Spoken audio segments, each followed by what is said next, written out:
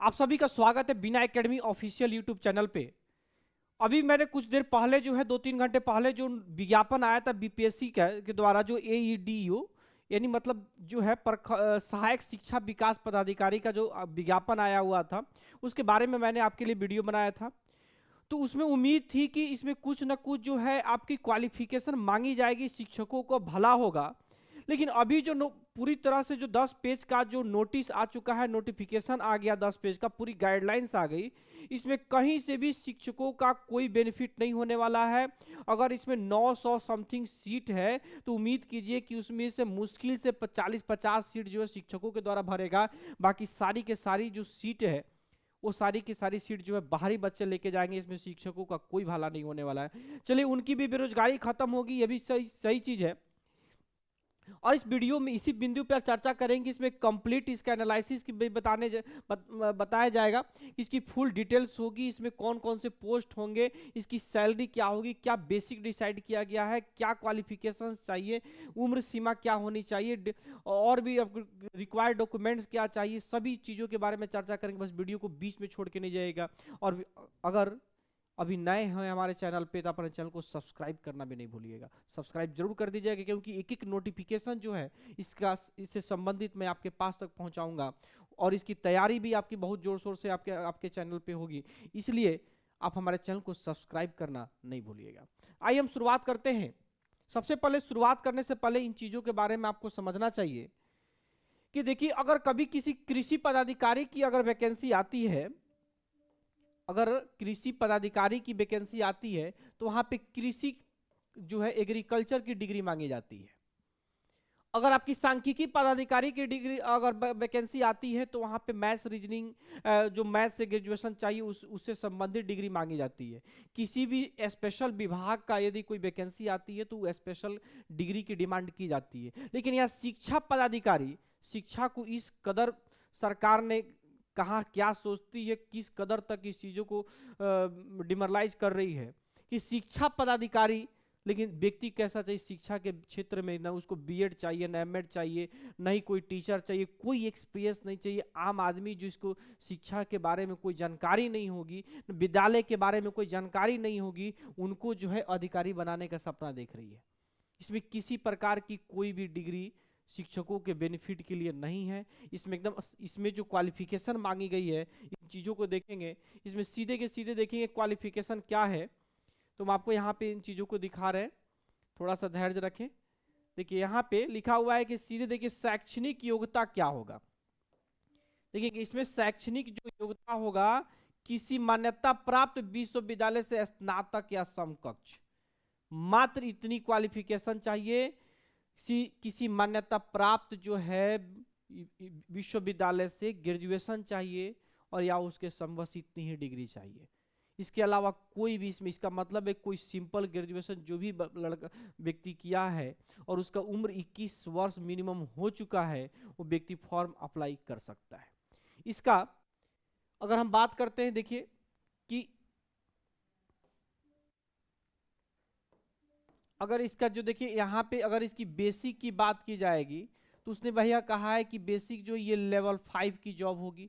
और लेवल 5 का जो होता है, इसका स्टार्टिंग जो होता है, देखिए यहाँ पे लिखा भी है कि इसका मूल वेतन 29,200 रुपये से शुरुआत होगी। अगर 29,200 रुपये अगर इसकी बेसिक से शुरुआत की जाती है, अगर इसमें अगर डीए को भी थोड़ा ऐड कर लिया जाए तो डीए भी ऐड करते, लेकिन 60% के आसपास में डीए 6 का 18,000 रुपये लगभग आपका इसमें डीए हो जाएगा। कुछ मेडिकल अलाउंसेज भी वगैरह जोड़ लीजिए, इसमें एचआरए अगर जोड़ लीजिए तो सब जोड़ करके अगर कंप्लीट लगभग आपकी सैलरी जो मैक्सिमम जाएगी तो 55,000 रुपये के आसपास में आपकी जो है स्टार्टिंग सैलरी जाएगी। लेकिन इसमें भी आपके एनपीएस कटौती वगैरह सब हो करके आपको 50,000 के आसपास में इस एईडीयू की सैलरी मिलेगी। बहुत सारे ऐसे शिक्षक हैं जिनका मूल वेतन जो है बेसिक पे है, वो इनसे काफ़ी ज़्यादा हो चुका है। तो हो सकता है कि चलिए वो लोग शिक्षक हैं लेकिन ये लोग अधिकारी हैं, तो हो सकता है अधिकारी बनने के लिए जो है वो अपना फॉर्म अप्लाई करें। लेकिन अगर मूल वेतन की बात करें तो ये जो है शिक्षक से भी कम मूल वेतन है। एक अधिकारी का मूल वेतन जो होगा वो शिक्षक से कम मूल वेतन होगा। इस चीज को समझने की जरूरत पड़ेगी। हो सकता है कि ये जो है बाद में जाकर के विवाद में भी फंसे ये वैकेंसी, क्योंकि अधिकारी की बात है, अधिकारी लेवल 5 की यहाँ पे 29,200 से शुरू हो रही है और शिक्षक की बहुत सारे मूल वेतन जो है इससे ज्यादा है। तो आप सोचिए कि एक कम सैलरी वाला व्यक्ति जो हाई स्कूल की, जिसके ऑलरेडी जो 32,000 मूल वेतन है, जिसकी 35,000 मूल वेतन है, ये जाकर के वहाँ पे उन पे अधिकारी इनके ऑफिसर बनेंगे और वहाँ पे जाके चेक करेंगे।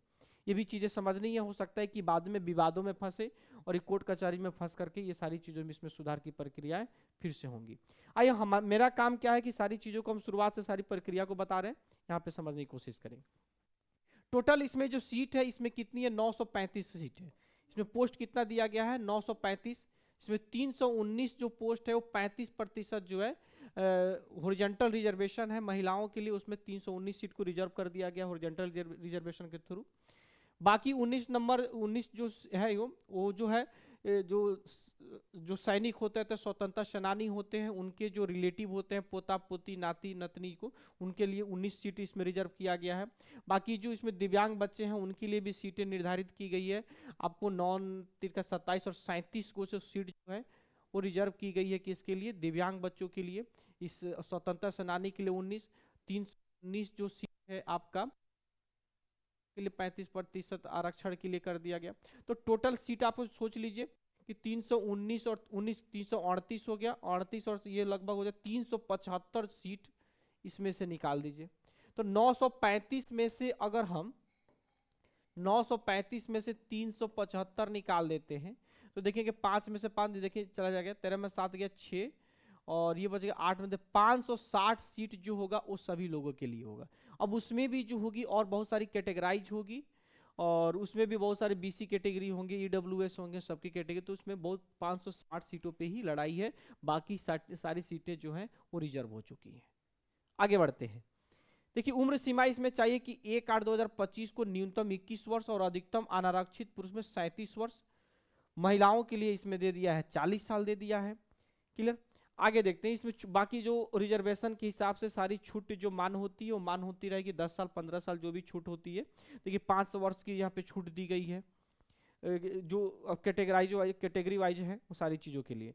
एक इसमें बड़ा चीज़ें यहाँ पे बन के आ रहा है, इन चीज़ों को समझने की कोशिश करेंगे कि वो आ रहा है कि देखिए इसमें सीधे बोला है कि बिहार सरकार के सरकारी सेवकों को सेवा में आने के उपरांत उनकी पूरी सेवा अवधि में बिहार लोक सेवा आयोग द्वारा आयोजित प्रतियोगिता परीक्षाओं में सम्मिलित होने, परीक्षा में बैठने के लिए अधिकतम कुल 5 अवसर ही अनुमान होंगे। कितने अनुमान होंगे टोटल, 5 अनुमान। 5 बार से ज्यादा अगर परीक्षा बीपीएससी में दे चुके हैं तो ये फॉर्म अप्लाई नहीं कर सकते हैं।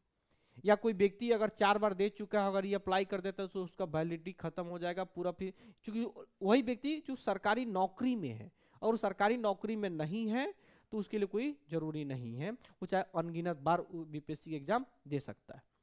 आइए देखते हैं अगला।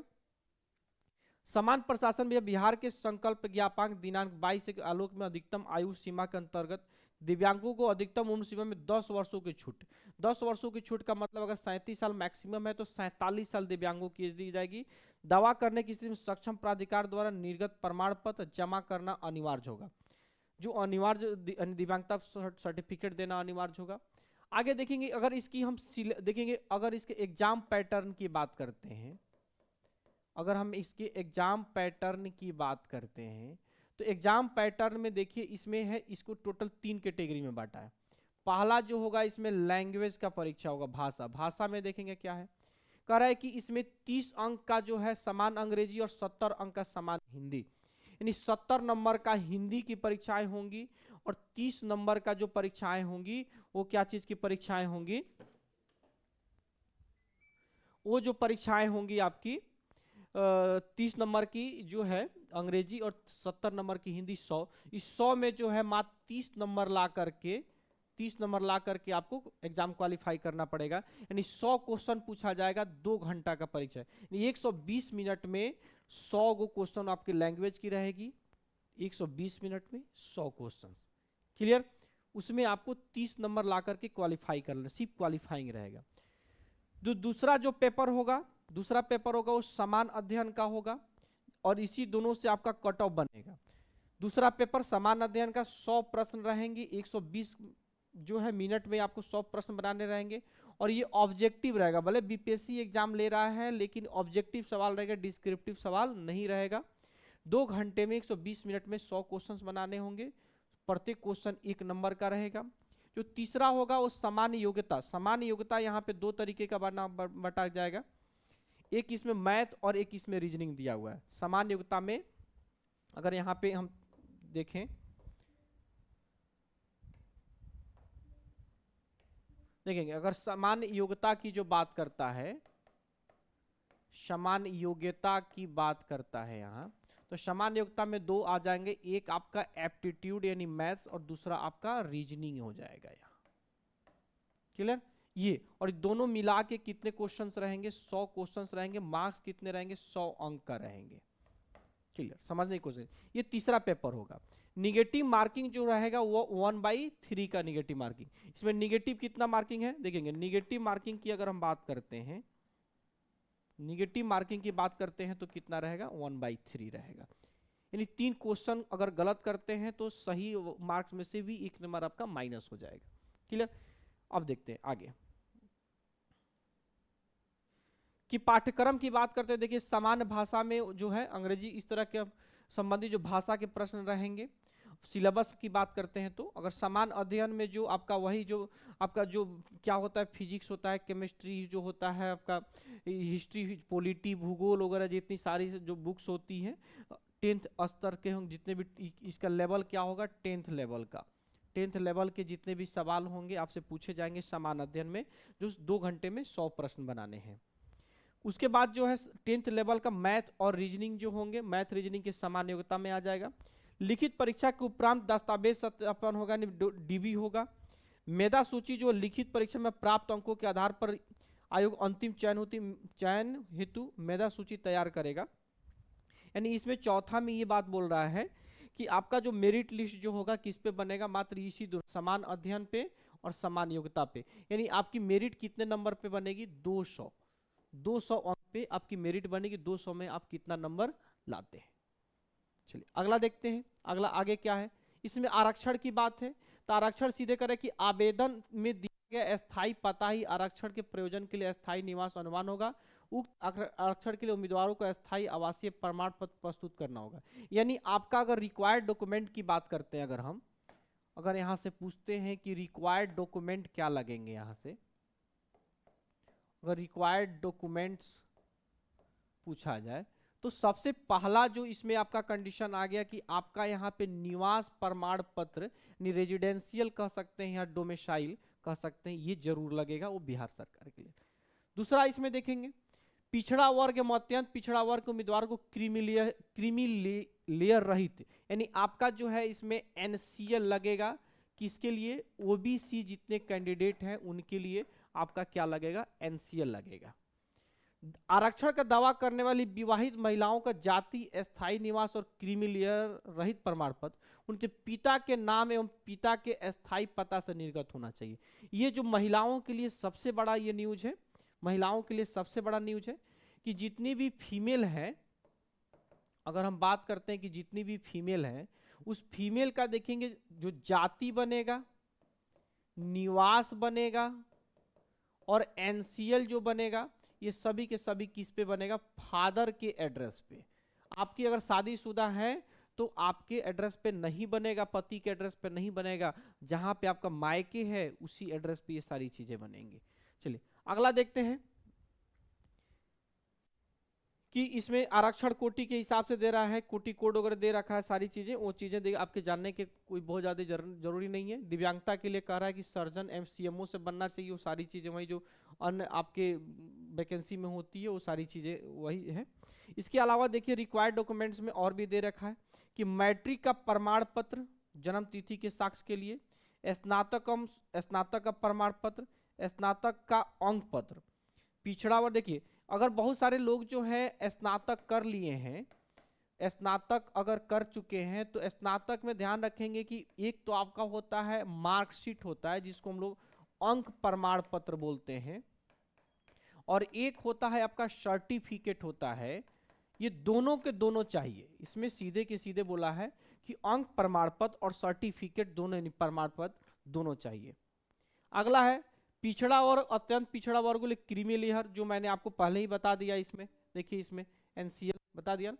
अब इसमें समझ लीजिए कि इसमें एक और चीज आप देख लीजिए कि मैट्रिक का मार्कशीट चाहिए आपको, मैट्रिक का मार्कशीट चाहिए। और चौथा में क्या चाहिए कि मैट्रिक का आपका सर्टिफिकेट चाहिए, सर्टिफिकेट चाहिए। फिर से आपका जो होगा देखिए ग्रेजुएशन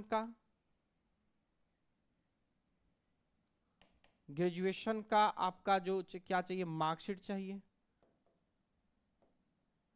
फिर से आपका देखेंगे यहाँ पे ग्रेजुएशन का जो आपका सर्टिफिकेट भी चाहिए। ये हो गया। चलिए इतना सर्टिफिकेट अभी 6 आपका बन गया। चलिए अगला भी बताते हैं।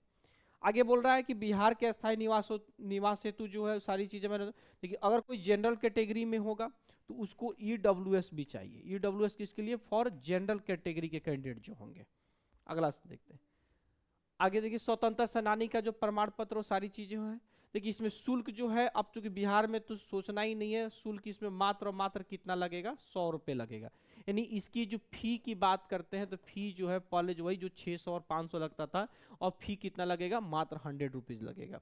इसकी तिथि क्या है? 27/8 से शुरू होगी, 26/9 तक आपकी चलेगी। यही सारी चीजें दी गई है आपके। अब यहाँ से कैसे कैसे फॉर्म अप्लाई करेंगे वो सारी चीजें अब यहाँ से दे रखी है। तो कुल मिला के ये समान, जिस तरह से BPSC के विद्यार्थियों के लिए समान रूप से सभी विद्यार्थी फॉर्म अप्लाई करते हैं, उसी तरह से ये फॉर्म अप्लाई अब सबके लिए होगी। क्लियर? अब बातों को समझ लिए हो चुके होंगे। अब और भी, अब अगर आपकी कोई क्वेरी होती है और आप और भी सवाल आपके होते हैं क्वेश्चन एग्जाम में आपके वीडियो देखने के बाद, तो आप हमारे कमेंट बॉक्स में डालिएगा। मैं उस पर फिर कल से वीडियो बनाएंगे। फिर से इसके सिलेबस का एक विस्तृत चर्चा किया जाएगा, कौन सी बुक्स पढ़े कौन सी बुक्स नहीं पढ़े, वो सभी बिंदुओं पे चर्चा फिर से हम लोग कल परसों में करेंगे। तब तक के लिए इतना ही। जय हिंद।